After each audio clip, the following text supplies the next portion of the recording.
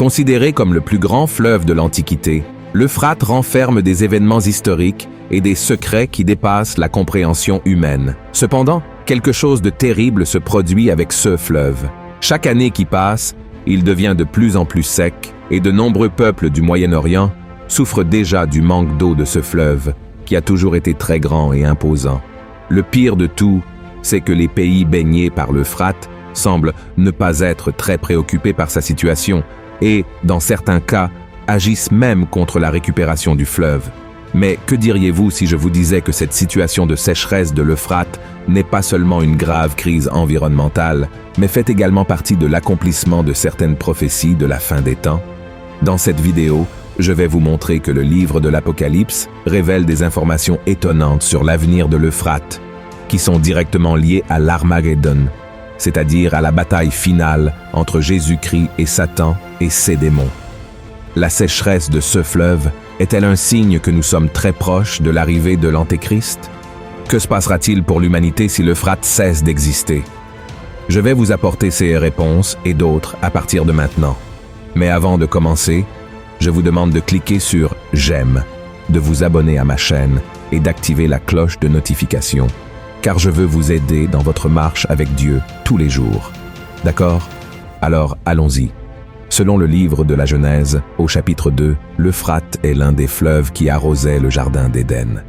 Ces eaux passaient par l'endroit que Dieu avait créé pour être la demeure d'Adam, Ève et de tous les animaux qu'il avait créés au commencement. Et déjà dans la Genèse, chapitre 15, nous voyons que le fleuve a été nommé par Dieu comme l'une des limites de la terre promise qui serait accordée aux descendants d'Abraham. Ainsi dit la parole du Seigneur. En ce jour-là, l'Éternel fit alliance avec Abraham et dit « Je donne ce pays à ta postérité, depuis le fleuve d'Égypte jusqu'au grand fleuve, au fleuve d'Euphrate. Ce fleuve prend sa source là où se trouve actuellement la Turquie. Il traverse la Syrie et l'Irak pour se jeter dans le golfe Persique. L'Euphrate mesure 2700 km de long et est la principale source d'eau potable pour des millions de personnes dans ces trois nations. De plus, ces eaux sont utilisées pour irriguer les cultures et alimenter des centrales hydroélectriques qui produisent de l'électricité pour plus d'1 million de familles. Cependant, ce qui était autrefois une région prospère et fertile devient un lieu de peur et d'incertitude, car sa principale source d'eau disparaît simplement.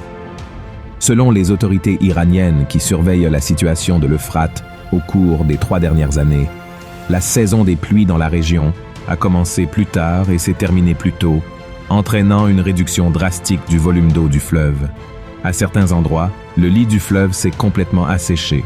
À l'un de ces points secs, une vidéo circulant sur Internet montre ce qui pourrait être les cris de démons dans une région où passait le fleuve Euphrate, suscitant l'inquiétude de milliers de personnes. Cela se produit car, selon les rapports, les bruits seraient émis par l'un des 4 anges déchus qui ont été emprisonnés par Dieu et qui ne seront libérés que lorsque la prophétie de l'Apocalypse 9 se réalisera. Et en revenant à la question de la sécheresse que l'Euphrate traverse, un groupe de scientifiques affirme que ce n'est pas seulement la question climatique qui affecte le volume des eaux, mais aussi la mauvaise gestion de la politique de l'eau par les gouvernements des pays arrosés par lui. Certains disent même que les pays veulent que le fleuve s'assèche une fois pour toutes, pour une raison encore inconnue. Après tout, quel avantage apporterait la désertification d'un fleuve à l'humanité?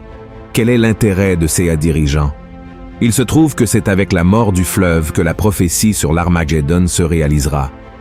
Selon la Bible, les rois de l'Orient marcheront sur la terre sèche, là où coulait autrefois le fleuve Euphrate, jusqu'à la montagne de Megiddo, où ils combattront l'armée du Christ dans la bataille finale. Voyez ce que le chapitre 16 de l'Apocalypse nous révèle. Le 6e versa sa coupe sur le grand fleuve, l'Euphrate, et son eau tarit, afin que le chemin des rois venant de l'Orient fût préparé. Et je vis sortir de la bouche du dragon, et de la bouche de la bête, et de la bouche du faux prophète, 3 esprits impurs, semblables à des grenouilles. Car ce sont des esprits de démons qui font des prodiges, et qui vont vers les rois de toute la terre, afin de les rassembler pour le combat du grand jour du Dieu Tout-Puissant. En d'autres termes, lorsque l'Euphrate se desséchera complètement, la trompette sonnera, et les démons emprisonnés par Dieu seront libérés pour causer la destruction d'un tiers de l'humanité avec leurs 200 millions de soldats. Lisons ensemble ce que l'apôtre Jean a dit à ce sujet. Le sixième ange sonna de la trompette, et j'entendis une voix venant des 4 cornes de l'autel d'or qui est devant Dieu, et disant au sixième ange qui avait la trompette, « Délie les 4 anges qui sont liés sur le grand fleuve d'Euphrate. » Et les 4 anges qui étaient prêts pour l'heure, le jour, le mois et l'année, furent déliés afin qu'ils tuassent le tiers des hommes. Et cela ne s'arrêtera pas là, mes frères. Ce seront ces 4 esprits maléfiques qui mobiliseront les dirigeants de l'Occident pour marcher le long de l'Euphrate et combattre l'armée de Jésus. Cela indique que nous nous approchons de plus en plus de la fin des temps. Le processus de désertification de l'Euphrate a commencé il y a 35 ans et s'accélère. Et apparemment, l'esprit de l'Antéchrist opère déjà à travers la vie de ses dirigeants, les incitant à accélérer le dessèchement total du fleuve. Bien que l'Antéchrist n'ait pas encore été annoncé, son esprit influence déjà les cœurs des êtres humains, les poussant à faire le mal et préparant le terrain pour son arrivée. Ces déclarations ne sont pas les miennes, mais celles de la Bible elle-même. Voyons ce que l'apôtre Jean a écrit. Reconnaissez à ceci l'Esprit de Dieu. Tout esprit qui confesse Jésus-Christ venu en chair est de Dieu, et tout esprit qui ne confesse pas Jésus n'est pas de Dieu. C'est celui de l'Antéchrist, dont vous avez appris la venue, et qui maintenant est déjà dans le monde. C'est pourquoi je tiens à donner un conseil à nous tous. Nous n'avons pas besoin de nous concentrer uniquement sur les rumeurs de la construction du 3e temple à Jérusalem. Nous n'avons pas non plus besoin d'attendre l'annonce du grand accord de paix entre les principales nations et religions qui précédera le rapt de l'Église de Christ. Tout cela ne sera que l'aboutissement de ce qui se passe déjà aujourd'hui, bien sous nos yeux, y compris avec la sécheresse de l'Euphrate.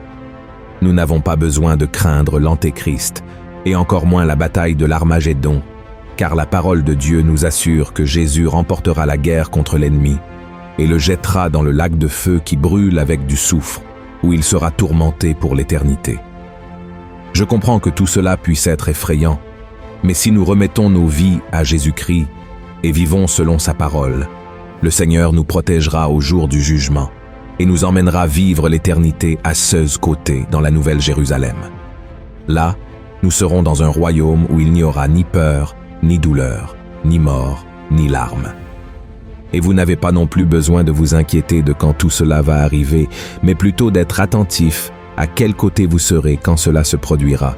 C'est pourquoi je vous invite à me suivre quotidiennement, car j'apporte des connaissances bibliques, des sujets pertinents, et je fais des prières quotidiennes pour vous fortifier. Amen. Si vous avez aimé ce message, partagez-le avec vos amis, votre famille, et abonnez-vous à ma chaîne. Que Dieu vous bénisse puissamment.